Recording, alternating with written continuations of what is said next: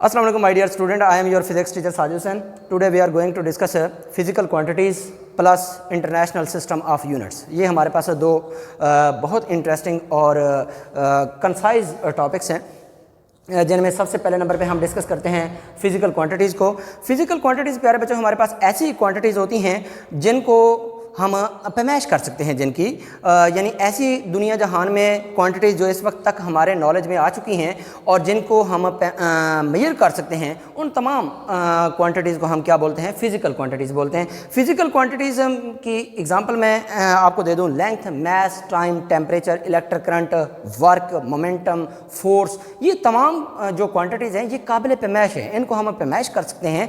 तो इसी वजह से हम इनको क्या बोलते हैं? फिज़िकल क्वांटिटीज़ बोलते हैं। अब इन फिजिकल क्वांटिटीज़ को हम फर्दर दो कैटेगरीज में हम डिवाइड करते हैं, जिनमें पहले नंबर पे बेस क्वांटिटीज़ हैं और दूसरे नंबर पे हमारे पास डिराइव्ड क्वांटिटीज़ हैं। तो बेस क्वांटिटीज़ हमारे पास ऐसी क्वांटिटीज़ होती हैं जिनको हम जो है इस्तेमाल करते हैं दूसरी क्वांटिटीज़ बनाने के लिए, यानी ऐसी क्वांटिटीज़ जिनकी बुनियाद पर हम दूसरी क्वांटिटीज़ जो है डिराइव कर सकते हैं, एक्सप्रेस कर सकते हैं। ऐसी तमाम क्वांटिटीज़ को क्या बोलते हैं?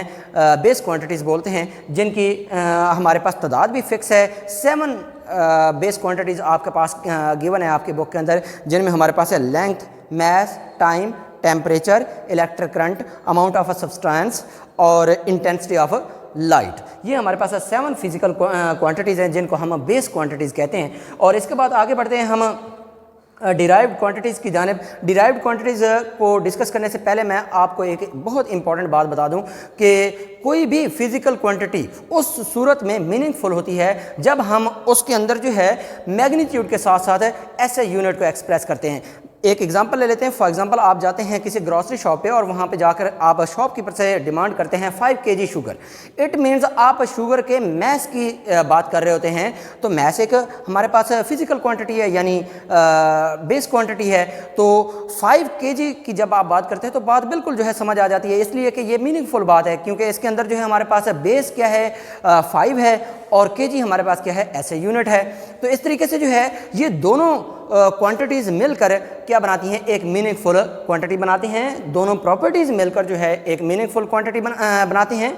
तो ये इन दोनों का होना इंतहाई ज़रूरी है। अगर इन दोनों में से कोई एक मिस कर देते हैं, मसलन मैग्नीट्यूड मिस कर देते हैं, सिर्फ यूनिट बोलते हैं, तो भी बात मीनिंगलेस हो जाएगी, बात समझ में नहीं आएगी। अगर आप यूनिट मिस कर देते हैं और सिर्फ मैग्नीट्यूड बोल देते हैं तब भी बात मीनिंगलेस हो जाएगी और समझ में नहीं आएगी। नेक्स्ट बढ़ते हैं जी डिराइव्ड क्वांटिटीज़ की जानिब। डिराइव्ड क्वांटिटीज़ हमारे पास ऐसी क्वांटिटीज़ होती हैं जिनको हमने बेस क्वांटिटीज़ से डिराइव किया होता है। ऐसी क्वांटिटीज़ जिनको हम बेस क्वांटिटीज़ से डिराइव करें उनको हम क्या बोलते हैं? डिराइव्ड क्वांटिटीज़, जिनमें हमारे पास है वॉल्यूम, वर्क, स्पीड और इसके अलावा मोमेंटम, फोर्स और बेशुमार हमारी रोज़मर्रा ज़िंदगी के अंदर इस्तेमाल होने वाली एग्जांपल्स हैं, डिराइव्ड क्वांटिटीज़ हैं जो कि हम एज एग्जांपल्स ले सकते हैं। नेक्स्ट बढ़ते हैं जी इंटरनेशनल सिस्टम ऑफ यूनिट्स की तरफ। इंटरनेशनल सिस्टम ऑफ यूनिट्स के अंदर जो है प्यारे बच्चों सबसे पहले बात करते हैं हम यूनिट की, कि ये जो हम इससे पहले फिजिकल क्वांटिटीज़ को हम डिस्कस कर चुके हैं।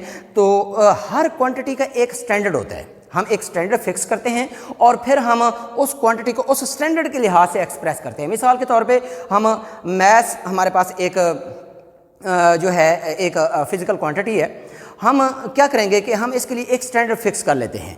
तो ये 1960 के अंदर जो है जब ये 11th जनरल कॉन्फ्रेंस का इनेकाद किया गया था पेरिस के अंदर, तो उस वक्त जो है ये जितनी भी फिजिकल क्वांटिटीज़ हमारे पास हासिल हो चुकी थी उन सब का जो है एक स्टैंडर्ड फिक्स किया गया। मिसाल के तौर पे जो है टाइम का स्टैंडर्ड फिक्स किया गया कि जी 1 सेकंड है। 1 सेकंड कितना इंटरवल होना चाहिए ये उस वक्त उन्होंने फिक्स कर लिया। फिर उस वो इंटरवल जो है एक सेकंड कंसिडर होने लगा ऑल ओवर द वर्ल्ड। इसी तरीके से जो है वो स्टैंडर्ड जो एक दफ़ा हम फिक्स कर लेते हैं किसी भी फिजिकल क्वांटिटी के लिए, तो फिर हम उस स्टैंडर्ड के लिहाज से ही उस फिजिकल क्वांटिटी को एक्सप्रेस करते हैं और ऐसे स्टैंडर्ड को हम क्या बोलते हैं? यूनिट बोलते हैं।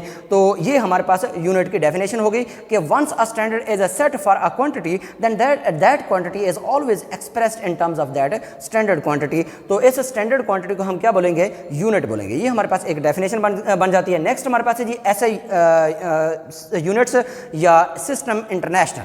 सिस्टम इंटरनेशनल की डेफिनेशन हम इस तरीके से करेंगे कि मेजर्स और मेजरमेंट्स और इसके अलावा जो है क्वांटिटीज़ पर मुश्तमिल जो है एक इंटरनेशनल सिस्टम जो है का इनकाद किया गया 11th जनरल कॉन्फ्रेंस के अंदर, जिसका इनकाद किया गया 1960 के अंदर।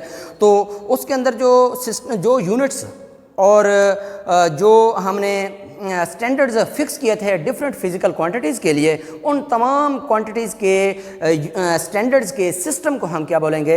इंटरनेशनल सिस्टम ऑफ यूनिट्स बोलेंगे, और जिसको हम रिप्रेजेंट करते हैं एसआई से। मिसाल के तौर पे टाइम का एसआई यूनिट हमारे पास क्या है? सेकंड है, और लेंथ का एसआई यूनिट हमारे पास मीटर है, और इसी तरीके से जो है हमारे पास मैथ का जो ऐसा यूनिट है वो किलोग्राम है। तो ये सारे क्या हैं? ऐसे यूनिट्स हैं, और ये 11th जनरल कॉन्फ्रेंस के अंदर जो है इनको हमने फिक्स किया था। इसके साथ ही हमारा ये आज का टॉपिक कंप्लीट हुआ। आई होप सो कि आप लोगों को समझ आ गया होगा। इसके अलावा आपके माइंड में कोई क्वेश्चन, कोई क्यूरी अराइज हो रही है, तो आप सोशल मीडिया का कोई भी वे ऑफ कम्युनिकेशन यूज़ करते हुए कॉन्टैक्ट कर सकते हैं मेरे साथ। Thank you very much.